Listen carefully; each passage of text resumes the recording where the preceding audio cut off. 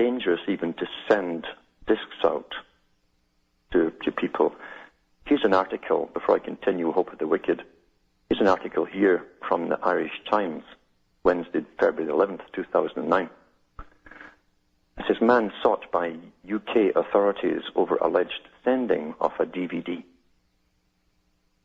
And it says, a man sought by the UK authorities for allegedly attempting to pervert the course of justice by sending a controversial DVD to a judge and jury foreman during a trial relating to bomb attacks in London in July 2005 has appeared before the High Court after being arrested in County Meath.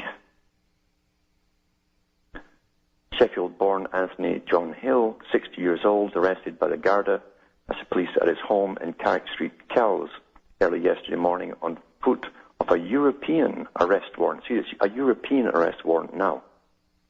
Your countries are gone. A European arrest warrant. Mr. Justice John McMenamin was told. Mr. Hill's extradition, because they extradite him from there to stand trial, is being sought in relation to his alleged actions during the trial of several people on conspiracy charges. It tells us no conspiracy, but they charge them with conspiracy. So it's quite something. Several people on conspiracy charges related to the attacks on July the 7th, 2005 that took place on the London Underground and a London bus. It's alleged that in May and June 2008, Mr. Hill sent several copies of a DVD entitled 7/7 Ripple Effect, and I've mentioned that before. People should watch the series. He sent them to the judge and the form of the jury at the trial of Kingston Crown Court of people allegedly involved in assisting the 2005 bombings. 7/7 Ripple Effect is a film available on the internet which claims people accused of involvement in the bombings are innocent and that the bombings were also an inside job, perhaps involving state intelligence agencies in either Britain, it says, or Israel. I don't know if it said Israel or not, and I didn't see that when I watched them. The British authorities claim copies of the DVD were sent in packaging with Irish postal marks between September 2007 and December 2007 to 5 relatives of people who had been killed during the bombing. In court yesterday, Sergeant Sean Fallon said that when arrested at his Kells home, Mr. Hill, when asked about the DVD, had said, "I sent it. I believe those men to be innocent." So there you go. The guy obviously believes that whole bombing incident was a set-up. I would tend to agree with him, because whoever made the video certainly went into in great detail and showed you so many things we're supposed to believe are coincidences, one after another, that it's impossible to have happened the way we're told it happened. But it was a must-be, as far as I'm concerned, just like 2001, and the towers were a must-be to get this whole New World Order kicked off in a final gear.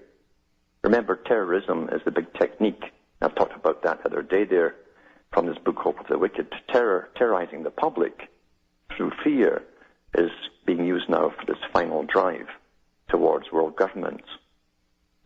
It's not surprising they're using terror, because whenever this system, remember Carol Quigley said that people often mistake the Council on Foreign Relations and the British organization that's called the Royal Institute of International Affairs. He says they're often mistaken with their policies for being left-wing or communistic. And it's not a mistake, you see. You see, they created communism, and they financed through their banks, because all the big bankers are part of this. They created the Soviet system. And they ran both sides during the Cold War. I've got lots of documentation of guys at the top of MI5 and 6, still to come in later talks, who were involved in this as go-betweens between the two countries to ensure that no one really did put a bomb off at all. And Carl Quigley said that too himself, by the way. There was no fear of any bombs going off, as it terrified publics across the whole of Europe that were going to get nuked at any minute. And they used to put out the time clock, and there'd be 2 minutes to midnight. You're almost at the bomb stage. And they trained children using Bernays techniques to go under their desks at school, as though that would do any good at all. But just to get you conditioned to the idea that this was real. Mind you, Carol Quigley said they used the same techniques before World War II started, when they got all their newspaper owners together who belonged to the Royal Institute of International Affairs and CFR, and decided at a meeting, he says, they decided at a meeting to terrify the British public that they're all going to get gassed by Adolf Hitler. And even got the king to come out and get them all digging up trenches as though that was going to do any good anyway for gas. And he gave everyone gas masks, which they never used. But the whole policy was to terrify the public. And here they are doing the same technique, because after a revolution, they always have a reign of terror.